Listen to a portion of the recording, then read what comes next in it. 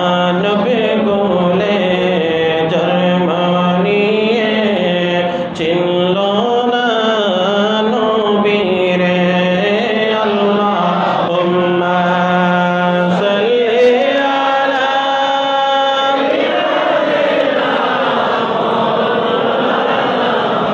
মুহাম্মাদ ওয়া আলা আলি সাইয়্যিদিনা মাওলানা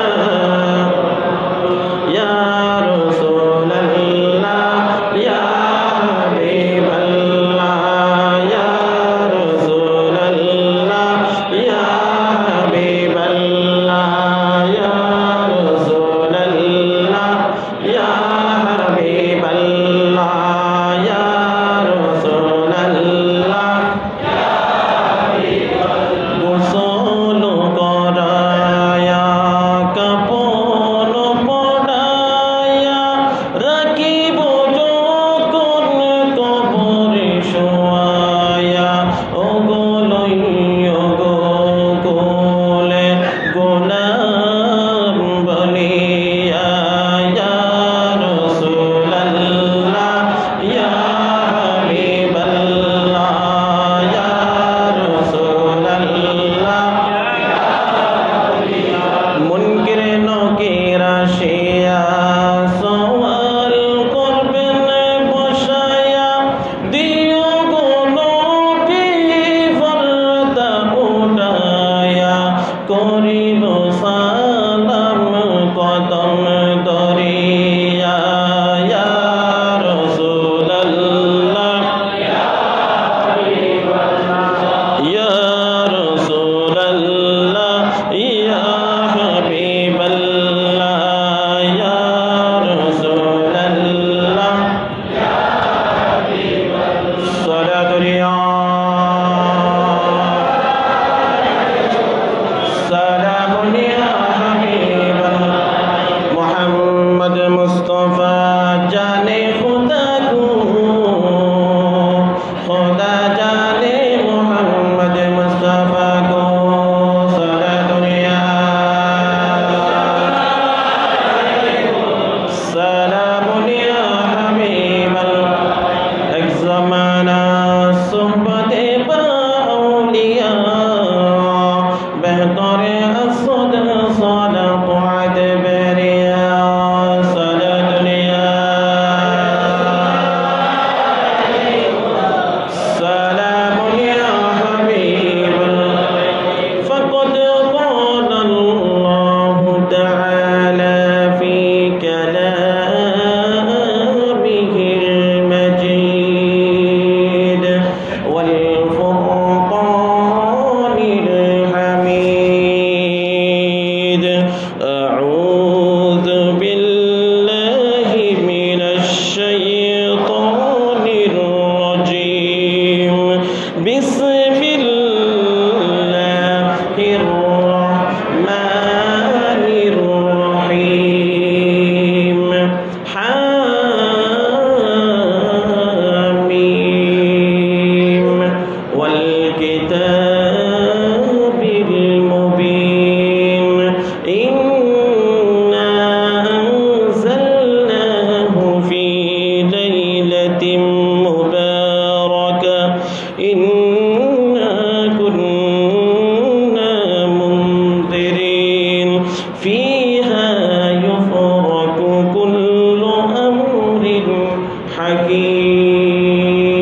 حكيم صدق الله العظيم وصدق رسوله النبي الكريم ونحن على ذلك من الشاهدين والشاكرين رب صل وسلم وبارك عليه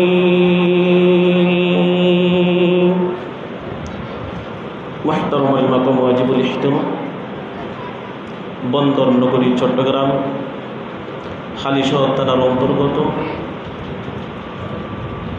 মধ্যম রামপুর দুবাবাড়া নুরানি জামে মসজিদের আমার প্রাণ প্রিয় মুসল্লিনে কেরাম, দূর দূরান্ত থেকে আগত অনাগত এবং মাইকের আওয়াজ যতটুকু যাচ্ছে পর্দানসীন আমার সম্মানিত মা এবং বোনেরা, সকলের প্রতি আমার সালাম। আসসালামু আলাইকুম ওয়া রাহমাতুল্লাহি ওয়া বারাকাতুহু। আমরা সর্বপ্রথম মহান আল্লাহ রাব্বুল আলামিন, মহান হাকিমুল হাকিমিনের দরবারে কালিমাতুশ শুকর এবং সুজুদ আদায় করি। যে মহান আল্লাহ সুবহানাহু ওয়া তাআলা দয়া করে, মায়া করে, রহম করে যে ফজিলতপূর্ণ রাত, মর্যাদাপূর্ণ রাত, পবিত্র লাইলাতুল বরাত, অর্থাৎ হাদিসের ভাষায় হচ্ছে নিসফু মিন শাবান, সেই ফজিলতপূর্ণ রাতে এশারের নামাজ বা জামাত আদায় করে, সুন্নত নফল বিতিরের নামাজ আদায় করে, সাথে সাথে লাইলাতুল বরাতের 12 রাকাত নফল নামাজ আদায় করে, যেই মহান মুনিব আল্লাহর ঘরে বসার জন্য তৌফিক দান করেছেন, সেই মহান মুনিবের দরবারে অন্তরের অন্তরস্থল থেকে মহাব্বতের আওয়াজে ইমানদারের কণ্ঠে একবার বলি আলহামদুলিল্লাহ। সাথে সাথে রাহমাতুল লিল আলামিন, সাইয়্যিদুল মুরসালিন, শফিউল মুজনিবিন, খাতামুন নবীন, হায়াতুন নবী, নূরুন নবী, সর্বশ্রেষ্ঠ নবী, সর্বশ্রেষ্ঠ রাসূল, রাহমাতুল লিল আলামিন নবী মুহাম্মদুর রাসূলুল্লাহ সাল্লাল্লাহু আলাইহি ওয়াসাল্লামের উপর অসংখ্য দরুদ ও সালাম প্রেরণ করি। সম্মানিত হাজিরিন, আমি আপনাদের খেদমতে পবিত্র কোরআনুল কারীম সূরাতুদ দুখান 25 নম্বর পারা 4টি আয়াতে কারিমা তেলাওয়াত করেছি। যেই আয়াতের মধ্যে কিছু কিছু তাফসীরের মধ্যে লাইলাতুল কদরের কথা বলেছেন, কিছু কিছু তাফসীরের মধ্যে লাইলাতুল বরাতের কথা বলেছেন। সুবহানাল্লাহ। আমার নবী হাদিসের মধ্যে বলেছেন এই নিসফু মিন শাবান। আপনি মানুষ দেখলে তো বোঝা যায়, আমরা এখান থেকে অনুধাবন করতে পারি, বুঝতে পারি, সবাই কম আর বেশি জানে এটা হচ্ছে ফজিলতপূর্ণ রাত। যদি না জানতো তাইলে তো আসতো না, আসতো না। তাহলে কম বেশি আমরা সবাই জানি। এটাও এই রাতগুলো কেন দিয়েছেন, আগের উম্মতদেরকে দেওয়া হয় নাই, আগের উম্মতদেরকে কি করা হয় নাই, দেওয়া হয় নাই। কিন্তু এমন নবীর উম্মত হয়েছেন আপনি, এক রাতে ইবাদত বন্দেগী তাসবিহ তাহলিল করেছেন, দিনে আপনি নফল রোজা রাখবেন, যে আমার নবীর উসিলায় আপনাকে 1000 মাস ইবাদত করলে যতটুকু আপনি সওয়াব পাবেন, ততটুকু সওয়াব আপনার আমলনামায় লিখে দিবে। সুবহানাল্লাহ। তাহলে যে আল্লাহ সুবহানাহু ওয়া তাআলা বড় রহম করেছেন, দয়া করেছেন, মায়া করেছেন, যে আমাদেরকে শেষ নবীর উম্মত বানিয়েছেন, একবার আবার শুকরিয়া তোমরা বলেন আলহামদুলিল্লাহ। যে এখানে হামিম, এইগুলোকে হুরুফে মুকাত্তাআত বলা হয়, অর্থাৎ আইন, সিন, কফ, আলিফ, লাম, মিম, এইগুলোকে হুরুফে মুকাত্তাআত বলা হয়। এইগুলোর অর্থ আল্লাহ এবং রসুল ছাড়া, আল্লাহ এবং রসুল ছাড়া দুনিয়ার জমিনের মধ্যে আর কেউ বলতে পারে না। তাহলে এখান থেকে একটু চিন্তা করে দেখুন, আপনি যদি তালে তাল মিলাইলে হবে না, কারণ আপনাকে যেই কথাটুকু আপনার কানে যাবে, যেই কোনো কেউ কথা বলতেছে, সেখান থেকে আপনার শিক্ষণীয় বিষয় থাকতে পারে। আপনি শিক্ষণীয় বিষয় হলে আপনি রিসিভ করেন, যদি শিক্ষণীয় বিষয় না হলে ডিলিট করে দেন, একেবারে সহজ কথা। তাহলে আল্লাহ বলেন হামিম, আইন, সিন, কফ, সদ, এগুলোকে হুরুফে মুকাত্তাআত বলে। এই হুরুফে মুকাত্তাআতের ভিতরে কি অর্থগুলো লুকায়িত আছে সেটা আমি আল্লাহ জানি এবং আমার হাবিব জানি। উচ্চ আওয়াজ দিয়ে বলুন সুবহানাল্লাহ। ওয়াল কিতাবিল মুবিন, আল্লাহ এখানে শপথ করেছেন। দেখবেন আপনি যখন বন্ধুর কথা যখন বিশ্বাস করে না, অথবা স্বামীর কথা যখন স্ত্রী বিশ্বাস করে না, অথবা স্ত্রীর কথা যখন স্বামী বিশ্বাস করে না, তখন কি কাটে? কসম কাটে। কিন্তু আমরা কসম কাটি কি? ছেলের মাথা ধরে, মেয়ের মাথা ধরে, অমুকের মাথা ধরে, এটা শপথ না। তিনটা শপথ হচ্ছে ওয়াল্লাহ, বিল্লাহ, তিল্লাহ।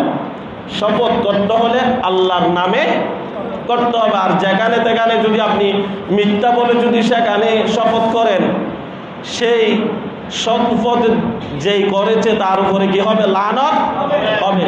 আমি জুমার বয়ানা তো বলেছি, কুরআন শরীফের মধ্যে খুব সুন্দর করে দিয়েছেন আল্লাহ, লানাতুল্লাহি আলাল কাফিরিন, লানাতুল্লাহি আলাল কাযিবিন, লানাতুল্লাহি আলাল কাফিরিন। যে এদের উপরে আল্লাহর কি লানত, আল্লাহর গজব এদের উপরে, নাউযুবিল্লাহ বলেন। তাহলে আল্লাহ বলেন ওয়াল কিতাবিল মুবিন, সুস্পষ্ট কিতাবের আল্লাহ শপথ করে বলেছেন, সুবহানাল্লাহ বলবেন না? ইন্না আনজালনাহু ফি লাইলাতিন মুবারাকা ইন্না কুন্না মুনজিরিন। আল্লাহ বলেন আমি এই পবিত্র কোরআনুল কারীমকে নাজিল করেছি বরকতময় রাতে, সুবহানাল্লাহ বলেন। তাহলে এখন লাইলাতুল কদরও নিয়েছেন মুফাসসিরিনে কেরাম, কিছু কিছু মুফাসসিরিনে কেরাম লাইলাতুল বারাত এখান থেকে মুরাদ নিয়েছেন। এখন কোরআনুল কারীমকে প্রশ্ন করেন, যে কোরআনুল কারীমের যে আপনি দেখতেছেন যেগুলো দামি দামি জিনিস, সেইগুলো এমনিও কালো হয়। এখন তো মেয়ে যদি কালো হয় আনতে চায় না, মেয়ে যদি কালো হয় কেউ আনতে চায়, কিন্তু চরিত্র আপনার দেখতে হবে চরিত্র। এই যে চোখের পাওয়ার, চোখের এখানে কালো আছে নাকি নাই? আছে। যে হানে কাবার যে গিলাফ আছে সেটা কি কালো। তাহলে কোরআনুল কারীমের হরফগুলো কি কালো। যে আল্লাহ এই কোরআনুল কারীম নাজিল করেছেন, কোরআনুল কারীম কিন্তু জীবিত। কেন?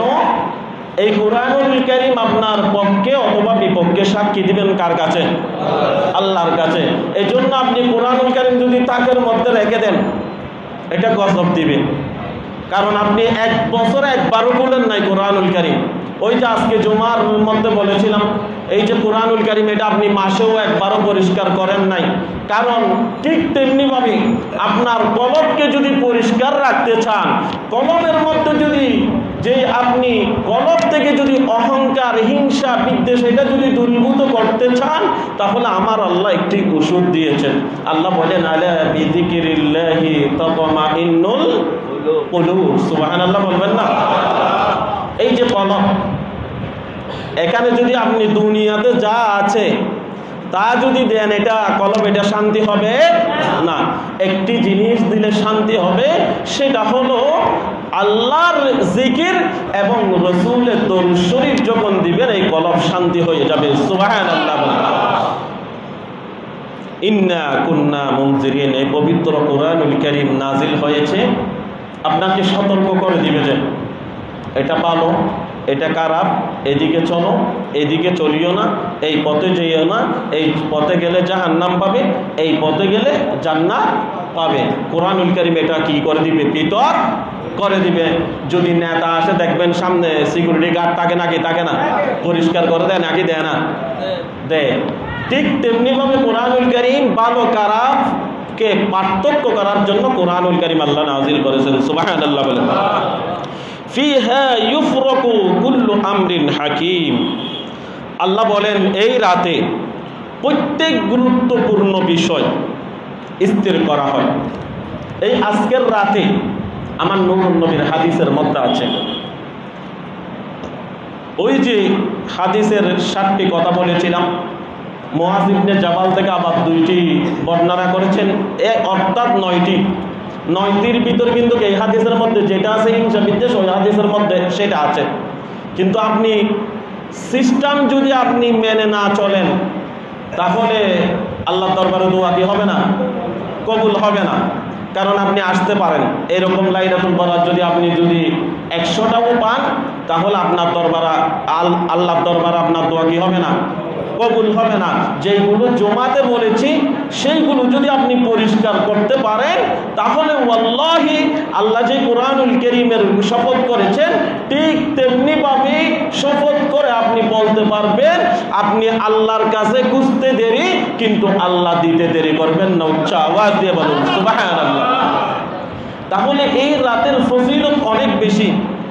কেমনি জানতেন আপনি ফজিলত বেশি? ঈসা রূহুল্লাহ একজন উম্মত ছিল, মূসা কালিমুল্লাহর একজন উম্মত ছিল। উনি 1 বছর নয়, 2 বছর নয়, 3 বছর নয়, 600 বছর পর্যন্ত একটি নুরানি পাহাড়ের ভিতরে ইবাদতে মগ্ন ছিলেন। সুবহানাল্লাহ। ঈসা রূহুল্লাহর যুগে ঈসা রূহুল্লাহ আল্লাহকে ডাক দিয়ে বললেন, রব্বুল আলামিন, মনে হয় আমার মতো মুত্তাকি, আমার মতো পরহেজগার বান্দা মনে হয় নবী মনে হয় আর নাই এই দুনিয়াতে এই সময়ের ভিতরে। তখন আল্লাহ ডাক দিয়ে বললেন, ঈসা রে, তোমার চেয়ে আরো মুত্তাকি বান্দা, পরহেজগার বান্দা দুনিয়ার জমিনের মধ্যে আছে। সুবহানাল্লাহ। ঈসা রূহুল্লাহ আল্লাহকে ডাক দিয়ে বললেন, রব্বুল আলামিন, ওই ব্যক্তি আপনার কাছে বেশি প্রিয়, সেই ব্যক্তিকে আমি ঈসা রূহুল্লাহ একটু দেখতে চাই। সুবহানাল্লাহ। তখন আল্লাহ রাব্বুল আলামিন ঈসা রূহুল্লাহকে ডাক দিয়ে বললেন, ঈসা রে, অমুক জায়গার মধ্যে গেলে একটি নুরানি পাহাড় পাবে। ওই নুরানি পাহাড়ের মধ্যে একটি গোলাকার পাথর থাকবে। ওই পাথরের ভিতরে ওই মূসা কালিমুল্লাহর উম্মত তাসবিহ হাতে নিয়ে তাসবিহ পাঠ করতেছে। তাহলে আপনি প্রশ্ন করতে পারেন, হুজুর সেখানে রিজিকের ব্যবস্থা কেমন করা হবে? আমার আল্লাহ যদি চায়, জান্নাত থেকে বনি ইসরাইলদেরকে যেভাবে রিজিক পাঠিয়েছেন, মান্না সালওয়া বলে, বনি ইসরাইলের জন্য আমার আল্লাহ জান্নাত থেকে খাবার পাঠাতেন। সুবহানাল্লাহ। ওই যে পাথরের ভিতরে যে লোকটি ছিল, তার জন্য খাবারের ব্যবস্থা, রিজিকের ব্যবস্থা কে করেন? আল্লাহ করেন। আরেকটি উদাহরণ দিই, যারা ইসলামের জন্য, কোরআনুল কারীমের জন্য, নবীর জন্য শহীদ হয়, তাদেরকে কি মৃত বলা যাবে? এদের জন্য রিজিকের ব্যবস্থা কে করেন? আল্লাহ করেন। ওয়ালা তাকুলু লিমান ইউকতালু ফি সাবিলিল্লাহি আমওয়াত বাল আহইয়াউ ওয়ালাকিন লা তাশউরুন। সুবহানাল্লাহ।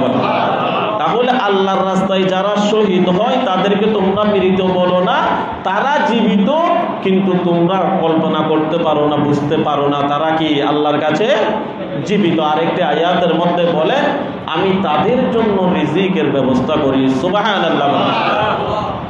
ঈসা রূহুল্লাহকে যখন আল্লাহ বললেন, ঈসার অমুক জায়গার মধ্যে যাওয়ার পরে ওই নুরানি পাহাড়ের মধ্যে গিয়ে তুমি আদেশ করবা, পাহাড়কে যখন নির্দেশ করবা, পাহাড়ের উপরে যেটা পাথর আছে, পাথরকে যখন নির্দেশ করবা, তুমি ইশারা করবা, আমি আল্লাহর হুকুমে সেই পাথরটি 2 টুকরা হয়ে যাবে। 2 টুকরা হওয়ার পরে সেখান থেকে একজন ব্যক্তি বের হয়ে আসবে। ঈসা রূহুল্লাহ আল্লাহর আদেশ পাওয়ার পরে ওই পাথরকে যখন নির্দেশ করলেন, পাথর 2 টুকরা হয়ে গেছে, একজন মানুষ বের হয়ে আসলেন। বলে যে, তুমি এখানে পাথরের ভিতরে কি করো? বলে যে, তুমি কোন নবীর উম্মত? বলে যে, আমি মূসা কালিমুল্লাহর উম্মত।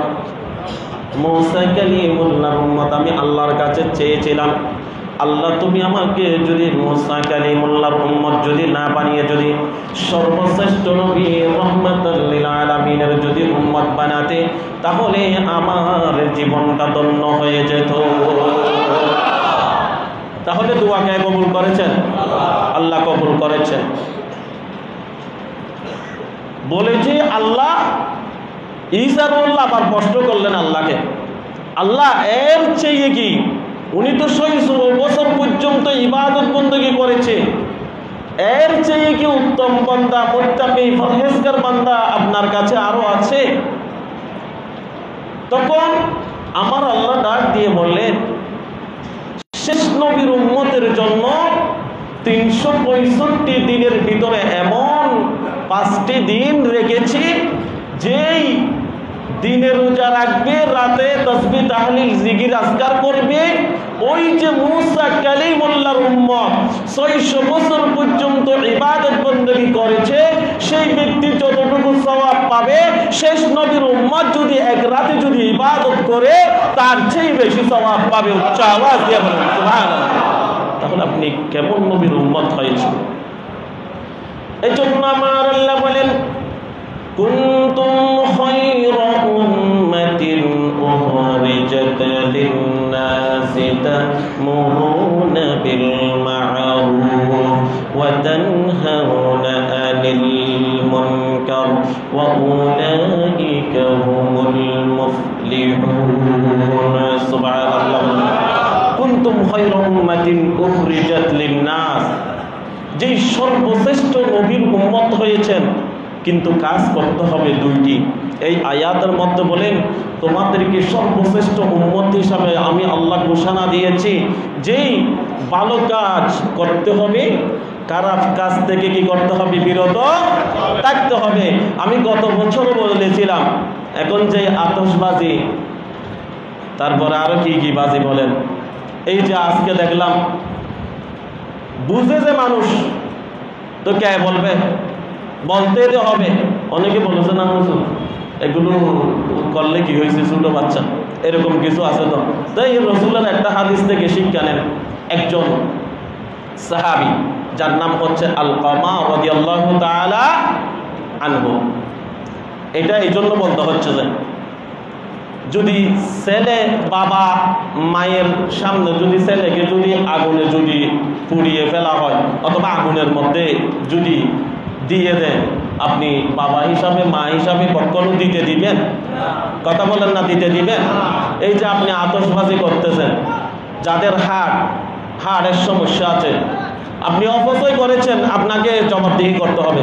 কারণ এই ছোট বাচ্চাগুলো বুঝে নাই, তো এই ছোট বাচ্চাগুলো জানে না। এই যে আমি গতবারও বলেছি, যারা ব্যবসায়িক আছে, ছোট বাচ্চারা, হ্যাঁ যুবকরা নিয়ে এসেছে দূর থেকে। এই যে আপনি সারা বছর আপনি ব্যবসা বাণিজ্য করে আপনার পরিবার চলে নাই? কথা বলেন না, চলে নাই? চলেছে। তো এটা আপনি কয়শো টাকা লাভ করবেন?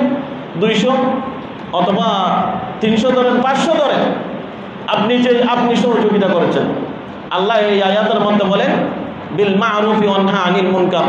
তো আপনি কোথায়? আপনি ওনাকে বাধাও দিলেন না, আপনি আরো ওনাকে খারাপ কাজের মধ্যে কি করে দিয়েছেন? সহযোগিতা করে দিয়েছেন। এটা কিন্তু আল্লাহর কাছে আপনাকে জবাবদিহি করতেই হবে, কেননা আপনি সুযোগ এটা করে দিয়েছেন। কিন্তু আমাদেরকে দেখলে, হুজুরকে দেখলে ছেলেরা একটু দূরে চলে যায় আবার আসে। তো এদেরকে তো বুঝাতে হবে, মানলে হবে না। আজকে দেখলাম ওদেরকে সহযোগিতা করতেছে মা বোনরা, আবার কিছু যুবক ভাইয়েরা। তো এটা কি আপনি আপনার ছেলেকে কি দিচ্ছেন? এখানে কবরস্থান যতগুলো, এই কবরবাসীরা আপনাদের জন্য বদদোয়া করবেন। এটা হচ্ছে বাস্তব কথা, হাদিসের কথা। বলেছে দুনিয়াতে থাকতে পারি নাই, শান্তিতে দুনিয়াতে থাকতে দাও নাই, এখন কবরের মধ্যেও আমরা শান্তিতে থাকতে পারতে না। এখন হাদিসের কথা, এখন আপনার দিকে একটু চিন্তা করেন, আমি আমাকে নিয়ে চিন্তা করি, আপনি আপনাকে নিয়ে চিন্তা করেন, তখন বুঝে আসবেন। এখন আপনি যদি ওই যে আজকে জুমাতেও বলেছিলাম যে একজন কথা বলেছে, এটা এরকম আপনি দিলেন, এটা লেভেল দিয়েছেন আপনি, কেন? আপনি চিন্তা করেন নাকি এই কাজটা কি খারাপ নাকি ভালো, এটা চিন্তা করেন নাই। একজন মানুষ বলেছে উনি এরকম, হয়তো উনি এরকম। তো আপনার কাছে একজন মানুষ তো সবার কাছে কখনো ভালো হবে না, কারো কাছে ভালো লাগবে, কারো কাছে খারাপ লাগবে। কারণ ভাই বিষ আর দুধ দেখতে কি রকম? কথা বলে না, একরকম। সাদা নাকি কালো? সাদা।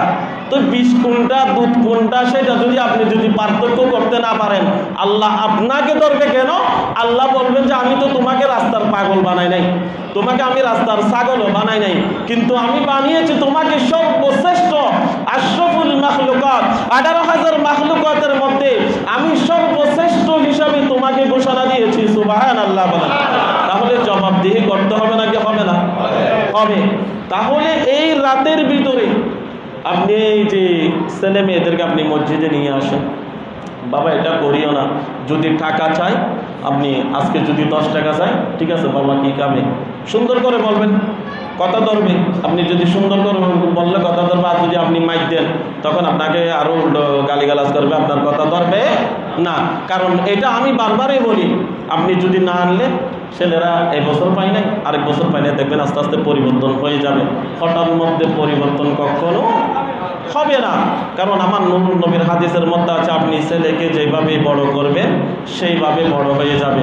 আপনি এখন আতশবাজি ফুটকাবাজি করতে চাই, যদি বিপদ আল্লাহও না করুন, এই যে এটা তো আপনার থানা থেকে তারপরে পুলিশেরাও তো নিষেধ করেছে, কিন্তু আমরা আমল করতে পারি না।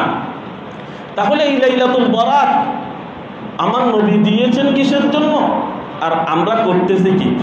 এই সিস্টেম যদি না মানেন, তখন আপনি যদি দোয়া করেন, ওই দোয়া তো আল্লাহর দরবারে কবুল হবে না। তখন আপনি নিজের দিকে চিন্তা না করেন, আরে হুজুর বলছে যে দোয়া কবুল হয়, আমি খুঁজতেছি পাই না। তো খোঁজার মতো যদি খুঁজলে অবশ্যই দোয়া কবুল হবে। এতলাই সিটিংয়ে ভাষা থাকেন হত হত দোয়া হাঁদে দেওয়া দুধ পায় না, হাঁদে দেওয়া কিছু না পায়। দেখবেন আপনি যখন ছেলে সন্তান যখন কান্নাকাটি করে, মায়ের যদি হাজারও যদি কাজ থাকে, ওই কাজগুলো পরিত্যাগ করে মা কোথায় চলে যায়? ছেলের কাছে চলে যায়। ওই যে আজকে 7টি বিষয় বলেছি, সেখানে যদি মা বাবার অবাধ্য সন্তান যদি আজকে না ঈদুল ফিতর, ঈদুল আজহা, লাইলাতুল কদর, রমজান মাস যদি আসে, এমনি পড়তে পারবেন নামাজ, কিন্তু আল্লাহর দরবারে এটা কখনো কবুল হবে না। কারণ আমার নবী হাদিসের মধ্যে বলেছেন যে আপনার শরীরের চামড়া দিয়ে, আপনার এই গায়ের চামড়া দিয়ে যদি আপনি যেভাবে গরু জবে করার পরে চামড়া চুলে ফেলে, ঠিক তেমনি ভাবে যদি আপনি যদি চামড়া যদি চুলে যদি মা বাবাকে যদি পায়ের জোড়া যদি এক জোড়া করে জোড়া বানাই দেন, মাকে যদি এক জোড়া যদি জোড়া বানাই দেন, এই যে মায়ের স্তন থেকে যে আপনি 1 ফোঁটা দুধ পান করেছেন, ওই যে জোড়া যদি দেন, তবুও যেই 1 ফোঁটা দুধের পরিশোধ আপনি গ্রহণ করে দিতে পারবেন না। তাহলে সেই মা বাবাকে আপনি কষ্ট দিলে, বলে যে মা বাবাকে কষ্ট দিয়ে যদি তুমি মসজিদে আসো, তুমি 14 বার হজ করো, সেই হজগুলো আমার দরবারে কবুল হবে না, হবে না। কেন না? আপনার টাকা আছে, সম্পদ আছে, আপনি হজ করেছেন, হজ করার আগে মা বাবার যেটা প্রয়োজন, কারণ দেখেন প্রত্যেক সেক্টরের মধ্যে আমার নবী কেমন নবী, রহমাতাল লিল আলামিন, এমনি বলেন নাই, প্রতি সেক্টরের মধ্যে উম্মতকে বাঁচানোর জন্য এই তো রাত দিয়েছেন। কিন্তু যারা টাকা পয়সা আছে কিন্তু হজে যেতে পারে নাই, ওই ইচ্ছা করতেছে না, চিন্তা করে কি জানেন? বলে যে দাড়ি উঠুক, অথবা দাড়ি সাদা হোক, অথবা দাড়ি কালো হোক, অথবা ছেলের জন্য বৌয়ানি, অথবা মেয়ের জন্য মেয়েকে একটু ভালো পাত্র দেখে একটু বিবাহ দিই, এরপরে বলে যে আমার নাতি হলে যাব। তো আপনি কি ভাই হায়াত কি আল্লাহর সাথে কি কন্ট্যাক্ট করে নিয়েছেন নাকি? আল্লাহর সাথে কি কন্ট্যাক্ট করা হয়েছে? কোন সময়ের মধ্যে আপনি করবেন করবেন করবেন বলে বলে আপনি এটা নিয়ে থাকতে পারবেন, কিন্তু যখন আল্লাহ যখন রশি টান দিবে, তখন একটি আয়াত আপনি আমল করতে পারবেন। আল্লাহকে তখন আপনি ডাক দিবেন, আজরাইলকে যখন দেখবেন, আল্লাহ করবো তো বলেছিলাম, অবশ্যই করব, একটু সময় দেন না। আল্লাহ বলবো আর সময় দেওয়া যাবে না, তোমাকে আমি অনেক সময় দিয়েছি, ভালো হয়ে যাও, ভালো হয়ে যাও, ভালো হয়ে যাও। দেখবেন ভালো মানুষ বেশি দিন বাঁচে না।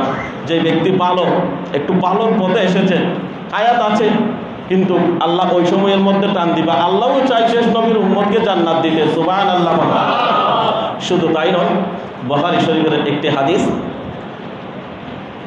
এটাও বনী ইসরাইলের একজন লোক, উনি 99টি কি করেছেন? কতল করেছে, মানুষকে কি করেছে? শহীদ করে দিয়েছে। কয়টি? 99টি। 99টি যখন দুনিয়া থেকে বিদায় করে দিয়েছে, উনি নিজে নিজে এক সময় অনুতপ্ত হয়ে যায়। মানুষ দেখবেন রাগ যখন উঠে, তখন কিন্তু যেটা পাই সেটা দিয়ে মারি দেয়, দেয় নাকি দেয় না? দেয়। এই জন্য আমার নবী হাদিসের মধ্যে বলেছেন, উম্মত রাগ উঠেছে, জমিনের দিকে তাকাও। কোন দিকে? জমিনের দিকে তাকাও। তখন তোমার বোঝা আসবে, কিরে আমাকে আল্লাহ মাটি থেকে সৃষ্টি করেছে, মাটিতে তো যেতে হবে, কারণ ওইটা গুনার কাজ, যে আপনার কবরের কথা স্মরণ উঠবে। যদি আরো বেশি রাগ হয়ে যান, যদি বেশি গুসা উড়ে যায়, তখন আপনি মাটির মধ্যে কি হয়ে যান? বসে যান। আরো বেশি রাগ উঠেছে, আপনি মাটির মধ্যে কি হয়ে যান? শুয়ে যান। দেখেন রাসূলের আদর্শ কেমন। যেই আপনি মাটির মধ্যে শুয়ে যান, আর যদি এটা যদি না পারেন, এখন আপনি বলবেন হুজুর বসবো, আবার যদি শুয়ে যাই, তখন তো ওরা হাসবে। হ্যাঁ, হাসি আসার জন্যই তো এটা রাসূল আপনাকে অ্যান্টিবায়োটিক দিয়েছে, সুবহানাল্লাহ। আর যদি বেশি রাগ আপনার যদি ঝগড়াঝাটি হয়ে যায়, আপনি ঘর থেকে বের হয়ে যান। এটা হচ্ছে ওই রাগকে আপনি দমন করে যদি রাখতে পারেন, এটার নাম হলো ঈমানদার। সুবহানাল্লাহ। ঠিক তেমনি ভাবে ওই যে বনী ইসরাঈলের লোক, উনি চিন্তা করতেছে আমি 99 জনকে আমি দুনিয়ার জমিন থেকে বিদায় করে দিলাম, আহারে আল্লাহ এই গুনাহ কি মাফ করবে? একজন আবেদের কাছে গেছেন, আলেম না, যিনি ইবাদত বندگی করতো, তাসবিহ তাহলিল করতো, নামাজ পড়তো, এরকম একজন আবেদের কাছে, কিন্তু আলেম না। আলেম তো এমনি হওয়া যায় না। এই জন্য আমি বলি, সমালোচনা করতে কোনো যোগ্যতা লাগে না। সমালোচনা করতে কি লাগে না? যোগ্যতা লাগে না। কিন্তু আলেম হতে, ইমামতি করতে, আজান দিতে, তারপর আরো যা আছে সব কিছুতে কি লাগে? যোগ্যতা লাগে। কিন্তু সমালোচনা করতে কোনো যোগ্যতার প্রয়োজন নাই। উনি আবেদের কাছে গিয়েছেন। উনি যাওয়ার পরে বলে আমি অনুতপ্ত হয়েছি, এখন আমার বোঝা আসছে। এক সময় দেখবেন মানুষের বোঝা আসে, যখন শক্তি চলে যায় তখন বলে যে আমি যুবক ছিলাম, আমার শক্তি ছিল, সামর্থ্য ছিল, আমার এটা ছিল, আমার ওইটা ছিল, এখন তো সব হারিয়ে দেওয়ালে যখন পিঠ থেকে যায় আর কোথায় যাবেন? তখন বোঝা আসে। বোঝা আসার পরে কি উনি একজন আবেদের কাছে যাওয়ার পরে বলে যে আমি তো 99টি মার্ডার করেছি, এখন কিভাবে মাফ পাবো? কিভাবে করলে আমি আল্লাহ মাফ করে দিবে, সেই সিস্টেমটা আমাকে একটু দেখিয়ে দেন না। আবেদ শোনার পরে বলে যে আরে তুমি 99টি কতল করার পরে, মার্ডার করার পরে আবার তুমি মাফ চাইতে আসো? তখন উনি চিন্তা করলেন, যখন 99টি হয়েছে তখন আমার 100 অর্থাৎ 100টি পূরণ করতে হবে। ওনাকেও কি করে দিলেন? তাহলে দেখেন, আবেদ আলেম, এখান থেকে আপনি চিন্তা করে দেখেন, আলেম আবেদ এক জিনিস না। আপনি 5 ওয়াক্ত নামাজ পড়েছেন, তাসবিহ তাহলিল করেছেন, কিন্তু আপনি আলেম হয়ে যান নাই। আপনি জুব্বা পড়েছেন, দাড়ি রেখেছেন, টুপি দিয়েছেন, পাগড়ি পড়েছেন, কিন্তু আপনি আলেম হয়ে যান নাই। আলেম হওয়ার জন্য আপনাকে প্রায় 17 বছর অথবা 18 বছর লেখাপড়া করে তারপরে আলেম হওয়া যায়। তাও বিয়াদব হলে চলবে না। বিয়াদবের স্থান আল্লাহর দরবারেও নাই, জমিনের মধ্যে কারো কাছে নাই। মুরব্বীদেরও দোয়া লাগে, উস্তাদদেরও দোয়া লাগে, মা বাবারও কি লাগে? দোয়া লাগে। সুবহানাল্লাহ বলে। এমনি বসা যায় না। আপনি মনে করতেছেন না এমনি উড়ে এসে জুড়ে বসেছে, এরকম না। যেই কোরআনুল কারীম আপনি মনে করেছেন এমনি মুখস্থ করা যায়। আমি যখন মাদ্রাসায় চাকরি করতাম তখন একটি উদাহরণ দিতাম ছেলেদেরকে। এই যে লোহাকে যখন কামারের দোকানে নিয়ে যায়, সেটাকে কি করে? পোড়ায়। পোড়ানোর পর আবার লোহার উপরে কি করে? তোলার পর আবার কি করে? বাড়ি দেয়। তো একজন হাফেজ, একজন আলেম হতে আপনি মনে করেছেন এমনি চলে এসেছে না। যেভাবে লোহাকে আগুনে পোড়ার পরে লোহাকে আবার বাড়ি দিয়ে দা বটি ছুরি বানায়, ঠিক তেমনি ভাবে একজন আলেম হাফেজ হতে তার চেয়ে আরো কঠিন। কেমনি? আপনি বলবেন হুজুর উনি মাদ্রাসায় পড়েছেন, ওনার যুবক অবস্থায় উনি মাদ্রাসায় গিয়েছে, উনি স্কুলে গিয়েছে হুজুর, কিন্তু দেখবেন অর্ধেক পড়েছে, পড়ে নাই, অথবা পালিয়ে গেছে, অথবা মাদ্রাসায় স্কুলে পাঠিয়েছেন আপনার ছেলেকে, আপনার ছেলে খেলার মাঠে গেছে, স্কুল যখন ছুটি দিয়েছে তখন আপনার ওই স্কুলের ছেলেদের সাথে চলে এসেছে, বাবা কোথা থেকে আসতেছে? আমি স্কুল থেকে আসতেছি। শেষে দেখবেন উনি 0। তখন বলে যে হুজুর আমিও পড়েছি। তো হ্যাঁ, পড়লে এটার মর্যাদা থাকতে হবে, সম্মান থাকতে হবে। যাই হোক, সেদিকে যাচ্ছি না। তাহলে ওই যে 99টি কি করেছে? 100টি পূরণ করেছে উনি কতল করার পরে। এখন সমাজের মানুষ থেকে যখন জিজ্ঞেস করেছে, বলেছে আমি তো 99টি কতল করেছিলাম, একজন আবেদের কাছে গিয়েছিলাম, উনি এইরকম নির্দেশটা যে আমাকে উপদেশ দিয়েছেন এইরকম, কিন্তু আমি ওনাকে দুনিয়ার জমিন থেকে বিদায় করে দিয়েছি। এখন কি করা যায়? আমার তো মাফ পেতেই হবে, আমি আর গুনাহ করতে চাই না। সমাজের মানুষ বলে অমুক জায়গার মধ্যে, অমুক স্থানের মধ্যে একজন আলেম, আবার উনি আল্লাহর ওলি, সুবহানাল্লাহ, বলেছে ওনার কাছে যাও, উনি অবশ্যই তোমাকে কোন পথে গেলে, কোন পথ অনুযায়ী, কোন মত অনুযায়ী তুমি আল্লাহর কাছে যদি চাও, আল্লাহর সাথে সাথে তোমাকে ক্ষমা করে দিবেন। সুবহানাল্লাহ। ওই গুনাহগার ব্যক্তি যখন সুন্দর করে ঘর থেকে বের হয়ে পড়লেন ভালো কাজের জন্য, আল্লাহর ওলির কাছে যাবে, আলেমের কাছে যাবে, উপদেশ গ্রহণ করবে সহিহ নিয়ম দিয়ে, যে সুন্দর একটি মন নিয়ে ঘর থেকে বের হয়ে পড়লেন। বের হওয়ার পরে একটু দূরে যাওয়ার পরে আজরাইল উপস্থিত হয়ে গেলেন। আজরাইলকে যখন দেখলেন, আজরাইল এসে রূহ নিয়ে গেল। আজরাইল কি করে? রূহ নিয়ে যায়। আজরাইলকে যদি বদকাররা দেখে, তখন দেখবেন আপনি চোখ উল্টা গেলেন। কি অবস্থা চলে সাকারাতে, বিছানায়, বেশি কষ্ট, বেশি কষ্ট।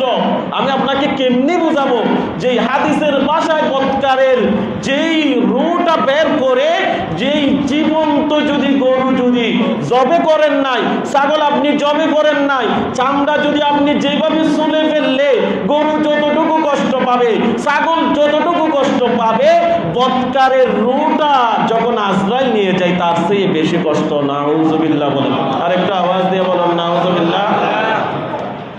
আজরাইল যখন উপস্থিত হয়ে গেল, আজরাইল রূহ যখন নিয়ে নিল, উনি ইন্তেকাল করলেন। ইন্না লিল্লাহি ওয়া ইন্না ইলাইহি রাজিউন। তখন মানুষের কাছে ফেরেশতা চলে আসে, এখানে যে রকম ফেরেশতা আছে দেখা যায় না, ঠিক তেমনি ভাবে রহমতের ফেরেশতা এবং আযাবের ফেরেশতা চলে আসলেন। আসার পরে ওই বদকারের যেই দেহটি নিয়ে টানাটানি করতেছেন, বলে যে উনি জান্নাতি, ওরা বলতেছে না উনি জাহান্নামী, কারণ উনি 100টি মার্ডার করেছে। বলে যে এখন ফাইসালা কে দিবে? আল্লাহ ডাক দিয়ে বললেন ফেরেশতাদেরকে, তোমরা কেন ঝগড়াঝাটি করতেছো? বলে যে আল্লাহ যেই যারা আযাব দিবে, আযাবের ফেরেশতারা আল্লাহকে ডাক দিয়ে বললেন, আল্লাহ উনি তো 100টি মার্ডার করেছে, উনি জাহান্নামে যাবে। রহমতের ফেরেশতারা আল্লাহকে ডাক দিয়ে বললেন, আল্লাহ উনি তো ভালো কাজের জন্য ইচ্ছা পোষণ করেছে, ভালো কাজে যাওয়ার জন্য, আপনার দিকে ফিরে আসার জন্য, তওবা করার জন্য, কিভাবে মাপ পাবে সেটা চিন্তা করে ঘর থেকে বের হয়ে গেল। তাহলে আল্লাহ চিন্তা, আল্লাহ বলতেছে যে, বলে যে এখন একটা তোমরা ফাইসালা করো যে উনি যেখানে ইন্তেকাল করেছে সেখান থেকে একটি রশি নিয়ে ঘরের দিকে মাপ দাও, আর যেই আল্লাহর বলি আলেমের কাছে যাওয়ার ইচ্ছা পোষণ করেছে সেদিকে একটু মেপে দেখো, যেদিকে নিকটবর্তী, তাহলে যেদিকে নিকটবর্তী হবে সেই দিকে উনি চলে যাবেন। অর্থাৎ যদি আল্লাহর বলির দিকে যদি নিকটবর্তী হয় তাহলে উনি ওনাকে রহমতের ফেরেশতারা নিয়ে যাবে, আর যদি গড়ের দিকে যদি নিকটবর্তী হয় তাহলে আযাবের ফেরেশতারা কি করেন? নিয়ে যাবে। তাই এখন তো গড় থেকে বের হয়েছে, বেশি দূরে যায় নাই, তো গড় কাছে না? কথা বলেন না, গড় কাছে না? কাছে। তাহলে জমিন কার কথা শুনে? আল্লাহর কথা শুনে। জমিন আল্লাহর কথা শুনে। জমিনে মাঝে মধ্যে বান্দা যখন গুনাহের কাজ করে, জমিন আল্লাহকে আরজ করে, আল্লাহ বান্দা বান্দিকে সৃষ্টি করেছে, ওমা খলাকুতুল জিন্না ওয়াল ইনসা ইল্লা লিয়াবুদুন। আয় তাফসীরের মধ্যে বলেন আই ইল্লা লিয়ারিফুন, বলে যে বান্দা বান্দিকে সৃষ্টি করেছি ইবাদত বন্দেগী তাসবিহ তাহলিল করার জন্য, আর তোমার বান্দারা আমার জমিনের উপরে এত অত্যাচার করতেছে, কি করা যায়? দেখবেন আপনি ভূমিকম্প এমনি হয় না, ভূমিকম্প হয়, বলে যে আচ্ছা ঠিক আছে, তুমি যখন আমার কাছে আরজি পেশ করেছো, বান্দাবান্দি যখন গুনাহ করতেছে, তুমি একটু কি দাও? নাড়া দাও। নাড়া দিলে তখন আনা বোঝা যায় মানুষ শুধু জীবনটা নিয়ে বাঁচার জন্য দূর দেয় নাকি দেয় না? দেয়। যাই হোক, সেদিকে যাচ্ছি না। তাহলে আল্লাহ জমিনকে বলতেছে ওইদিকে তো দূরে, বলে যে তুমি নিকট হয়ে যাও, আর এদিকে ঘর থেকে উনি যেখানে ইন্তেকাল করেছে সেটা দূরে হয়ে যাও। রহমতের ফেরেশতাও রশি দিয়ে মেপে দেখলেন, আযাবের ফেরেশতারাও মেপে দেখলেন, দেখতেছে ওই আল্লাহর ওলির দিকে উনি নিকটে। উচ্চ আওয়াজ দিয়ে বলেন সুবহানাল্লাহ। তাহলে আল্লাহ ফাইসালা করে দিয়েছেন, উনি যখন তওবা করার জন্য বের হয়েছেন, আমি আল্লাহর কাছে মাফ পাওয়ার জন্য, আমি আল্লাহর কাছে মাফ চাওয়ার জন্য উনি ইচ্ছা পোষণ করেছেন, শুধু মাফ চাইতে পারেন নাই। কলবের মালিককে আল্লাহ। এই জন্য আল্লাহ বলেন লা তাকনাতু মির রাহমাতিল্লাহ ইন্নাল্লাহা ইয়াগফিরুয যুনুবা জামিআ ইন্নাহু হুয়াল গফুরুর রহিম। যেই বান্দা তুমি গুনাহ করেছো, হ্যাঁ তুমি অনুতপ্ত হয়েছ, বুঝতে পেরেছ আমি গুনাহ করেছি, আল্লাহ গুনাহ করেছি, মাফ করে দেন না, আল্লাহ অবশ্যই অবশ্যই মাফ করে দিবে। কারণ ফাযকুরুনি আযকুরুকুম ওয়াশকুরুনি ওয়ালা তাকফুরুন ওয়া ইযা সাআলাকা ইবাদি আন্নী ফাইন্নী করিব উজিবু দাওয়াতাদ দাঈ ইযা দাআন ফালইস্তাজিবুলি ওয়ালইউমিনু বি লাআল্লাহুম ইয়ারশুদুন। আল্লাহ বলে যে আমি তো তোমাদের একেবারেই নিকটে। আরেকটি আয়াতের মধ্যে আছে ওয়ানাহনু আকরাবু ইলাইহি মিন হাবিলিল ওয়ারিদ, শাহী রোগের চেয়েও আমার আল্লাহ নিকটে। উচ্চ আওয়াজ দিয়ে বলুন সুবহানাল্লাহ। তো যদি নিকটে হয়, আস্তে করে বললে মুরব্বীদেরকে এখন বললে ওরা শুনবে না, শুনবে নাকি শুনবে না? তো আপনি যদি নীরবেও বলেন, নীরবে বড় করে বলতে হবে বলে কথা নাই, নীরবেও যদি বলেন আল্লাহ বলেন আমি তোমার দোয়া কবুল করে নিব। উচ্চ আওয়াজ দিয়ে বলুন সুবহানাল্লাহ। তাহলে ওই ব্যক্তিকে যদি জান্নাত দিতে পারে, 100টি মার্ডার করার পরে যদি উনি যদি জান্নাতি হতে পারে, আপনি তো সর্বশ্রেষ্ঠ নবীর উম্মত, তাহলে আপনি কেন জান্নাতি হতে পারবেন না? আমরা সবাই পারবো না ইনশাআল্লাহ? আল্লাহ আমাদের প্রত্যেককে কবুল করে নেক, সবাই বলে আমিন। যেই এই হাদিসের ভাষায় হচ্ছে লাইলাতুন নিসফু মিন শাবান, লাইলাতুর রাহমা, লাইলাতুল বারাত, লাইলাতুস সফ, তারপরে হচ্ছে আপনার শবে বরাত। এটা হচ্ছে ফার্সি শব্দ। শবে অর্থ রাত, বরাত অর্থ বন্টন করে।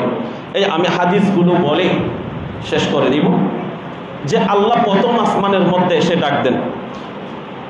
হযরত আলী ইবনে আবি তালিব রাদিয়াল্লাহু তাআলা আনহু থেকে বর্ণিত, আমার নূরুন নবী হাদিসের মধ্যে ঘোষণা করেছেন, উম্মত শুনে রাখো,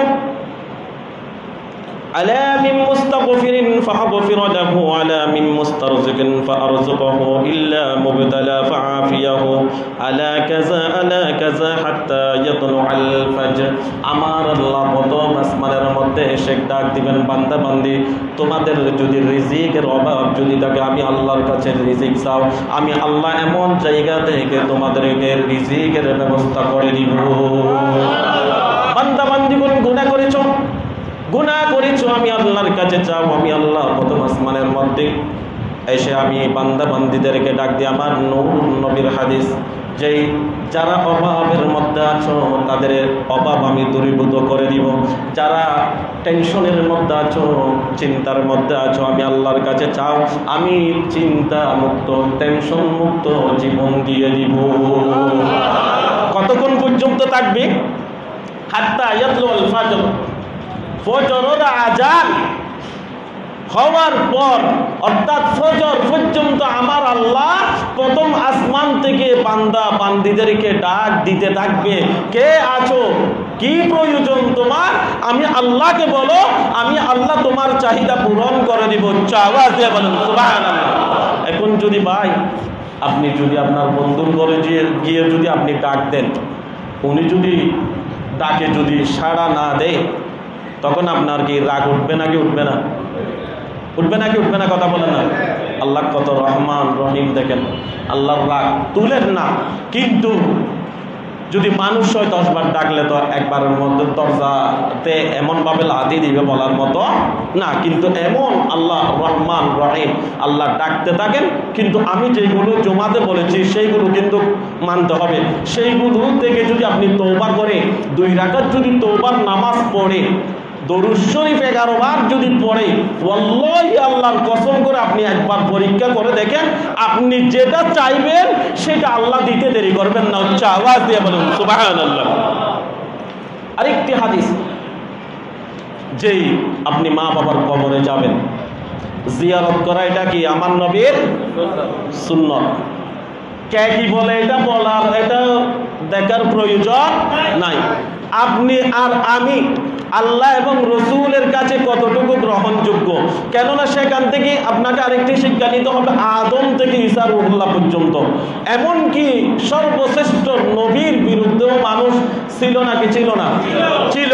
তাহলে আপনি আর আমি কি, আপনি কবরের মধ্যে যাবেন, কারণ কবরে যাওয়া এটা আমার নবীর সুন্নাত। সুবহানাল্লাহ বলবেন না? আম্মা জাইনা আয়েশা সিদ্দিকা রাদিয়াল্লাহু তাআলা আনহা থেকে হাদিস বর্ণিত, যে আম্মা জাইনা আয়েশা সিদ্দিকা রাদিয়াল্লাহু তাআলা আনহা ঘোষণা করেছেন, এই যে লাইলাতুল বরাতের সময় হঠাৎ দেখে আমার নবীকে আমার পাশে যে বিছানার মধ্যে যে আমি পেলাম না, আম্মা জান আয়েশা সিদ্দিকা রাদিয়াল্লাহু তাআলা আনহা চিন্তা করলেন আমার নবী কোথায় গেলেন। চিন্তা করতেছে, তাড়াতাড়ি বের হয়ে পড়লেন, কারণ দুশ্মন চতুর্দিকে তাকে নাকি তাকে না তাকে। আম্মা জান আয়েশা সিদ্দিকা রাদিয়াল্লাহু তাআলা আনহা যখন বের হয়ে পড়লেন, বের হওয়ার পরে দেখতেছেন জান্নাতুল বাকি, যেই জান্নাতুল বাকিকে সামনে নিয়ে আমার নবী হাত তুলে দিয়েছেন আল্লাহর দরবারে, সুবহানাল্লাহ। এখন এই দিন দুই একদিন আগে দেখলাম জিয়ারত করেছে কবর এদিকে, আর কি কবরের নাম বলতেছি না, আবার বলবে কবর এদিকে, পশ্চিম এদিকে, পশ্চিম কোন দিকে? এদিকে। আল্লাহ কি শুধু এদিকে থাকে? দেখেন আপনি এখন যদি আমি যদি আপনাকে যদি সালাম দিয়ে যদি আমি যদি এইদিকে কথা বলি, তখন আপনাদের কেমন লাগবে? নামাজের কথা বলতেছি না, এখন যেভাবে কথা বলতেছি সেভাবে যদি আমি আপনাকে দেখার পরে যদি আসসালামু আলাইকুম ওয়া রাহমাতুল্লাহি ওয়া বারাকাতুহু, তখন আমি যদি আপনাকে পিস দিয়ে দিই কেমন লাগবে? মুসাফা না করে যদি আমি যদি পিস দিয়ে দিই আপনার কেমন লাগবে? এখন দেখলাম জিয়ারত করেছে এদিকে, তারপর ওদের সবাইকে কবরস্থানকে পিস দিয়ে মুনাজাত করেছে এদিকে। আপনার কিন্তু কলম, আল্লাহ কলম দেখবেন, আপনি ওইদিকে যদি হাত তুলেন কার কাছে খুঁজতেছেন? আল্লাহর কাছে খুঁজতেছেন। এই যে এগুলো হচ্ছে বেশি বুঝে, বেশি বুঝে যে এদেরকে, এজন্য আমার নবী সুন্দর কথা বলেছেন, যেই ব্যক্তি বুঝবে না সেই ব্যক্তি গিয়ে হাজারো দলিল দিলে বুঝবে না, ও যেটা বুঝে সেটাই, আরেকজনেরটা না কিছু না, ওরটাই 100, আরেকজনেরটা 0 মনে করে। যাই হোক, আপনি দোয়া করবেন কার কাছে? আল্লাহর কাছে, একেবারে স্পষ্ট দলিল। এই যে আমার নবী জান্নাতুল বাকিকে সামনে নিয়ে দোয়া করতেছেন, আম্মা জান আয়েশা সিদ্দিকা রাদিয়াল্লাহু তাআলা আনহা পিছনে এসে দেখতেছে জান্নাতুল বাকিকে সামনে নিয়েছেন, দোয়া করতেছেন। আয়েশা সিদ্দিকা রাদিয়াল্লাহু তাআলা আনহা আবার চলে গেলেন। কিন্তু আমরা যদি সামনে যদি তাকাই, পিছনে যদি কেউ আসলে আমরা দেখব? তাহলে এখানেও দেখেন, এখানেও আমার নবীকে পৃথক করে রেখেছেন। আমার নবীর সামনে যেরকম চোখ, পিছনেও সেই রকম চোখ। যেই ওলিয়া উলিয়া কেরাম এবং নবীদের অন্তরের চক্ষু যেটা বলে আর কি, কলবের চোখ দিয়ে, অন্তরের চক্ষু দিয়ে আরশ আজিম পর্যন্ত দেখা যায়, সুবহানাল্লাহ। আম্মা জান আয়েশা সিদ্দিকা রাদিয়াল্লাহু তাআলা আনহা যখন আসলেন, আসার পর আমার নবীকে যখন জান্নাতুল বাকিকে সামনে নিয়ে যখন মুনাজাত করতেছেন, সেই অবস্থায় যখন দেখলেন আম্মা জান আয়েশা সিদ্দিকা রাদিয়াল্লাহু তাআলা আনহা চলে গেলেন। যাওয়ার পরে আমার নবী জিয়ারত শরীফ করার পরে যখন হুজরা মুবারকের মধ্যে পা রাখলেন, তখন আম্মা জান আয়েশা সিদ্দিকা রাদিয়াল্লাহু তাআলা আনহাকে ডাক দিয়ে বললেন, আয়েশা রে, তুমি কি মনে করেছো? তুমি কি মনে করেছো আমি অন্য বিবির কাছে গিয়েছি? তখন আম্মা জান আয়েশা সিদ্দিকা রাদিয়াল্লাহু তাআলা আনহা ডাক দিয়ে বললেন, ইয়া রাসূলুল্লাহ, ইয়া হাবিবাল্লাহ, সেটা মনে করি নাই। আমি মনে করেছি কোনো যেই দুশমন আপনাকে কোথাও নিয়ে গেছে কিনা, সেটার জন্য আমি চিন্তিত হয়ে গেলাম। বলে যে, ইয়া রাসূলুল্লাহ, ইয়া হাবিবাল্লাহ, আপনি কেমনি দেখলেন? আমি তো পিছন দিক থেকে দেখেই চলে আসলাম। আমার নূর নবী ডাক দিয়ে বললেন, আয়েশা রে, আমার যেই নবুয়তের 2টি চোখ আছে, সেই চোখ দিয়ে আমি তোমাকে দেখে ফেলেছি। তাহলে কেমন নবী? তাহলে আপনি যদি মা বাবার কবরে, হ্যাঁ হুজুর আমি সূরা ফাতিহা পারি না, সূরা ইখলাস পারি না, কিছু পারেন না, মা বাবার কবরের মধ্যে এখন আরেকটি কথা হচ্ছে, যারা মা বাবার সাথে বিয়াদবি করেছেন তারা তো এখন গিয়ে মাপ চাইতে পারবেন না। আমি তো জুমাতে বলেছি, যতক্ষণ পর্যন্ত মাপ চাইবেন না ততক্ষণ পর্যন্ত যত রাকাত ইবাদত করেন না কেন, যত কিছু করেন না কেন, কবুল হবে না। আপনি কবরের পাশে গিয়ে, মা বাবা দুজন চলে গিয়েছে, কিন্তু বাবার বয়সী মায়ের বয়সী মানুষ আপনি দেখবেন, কিন্তু আপনার বাবার চেহারা মায়ের চেহারা কখনো দেখা যাবে না। আরেকটি হাদিসের মধ্যে আছে, আজকে যদি আপনি হায়াত চান, হায়াত আল্লাহ বাড়িয়ে দিবেন। আজকে যে আগামী লাইলাতুল বরাত আসা পর্যন্ত কাদের ছেলে হবে, কাদের মেয়ে হবে, কাদের হবে না, সব কিছু আজকের ভিতরে কি করে রাখবেন? আল্লাহ লিপিবদ্ধ করে রাখবেন। হ্যাঁ, আমি বারবারে তাকিদ দিয়ে বলতেছি, অবশ্যই অবশ্যই বলতেছি, আপনি শুধু একবার পরীক্ষা করে দেখেন। কারণ একটি দোয়া আছে যাদের ছেলে সন্তান হয় না, রব্বি হাবলি মিনাস সলিহিন, রব্বি হাবলি মিনাস সলিহিন, রব্বি হাবলি মিনাস সলিহিন। একবার, দুইবার, তিনবার, চারবার যদি আপনি যদি খুঁজতে খুঁজতে খুঁজতে এক সময় গিয়ে দেখবেন হঠাৎ আপনাকে দিয়ে দিয়েছেন আল্লাহ। সুবহানাল্লাহ বলেন। ইয়া নবী সাল্লাল্লাহু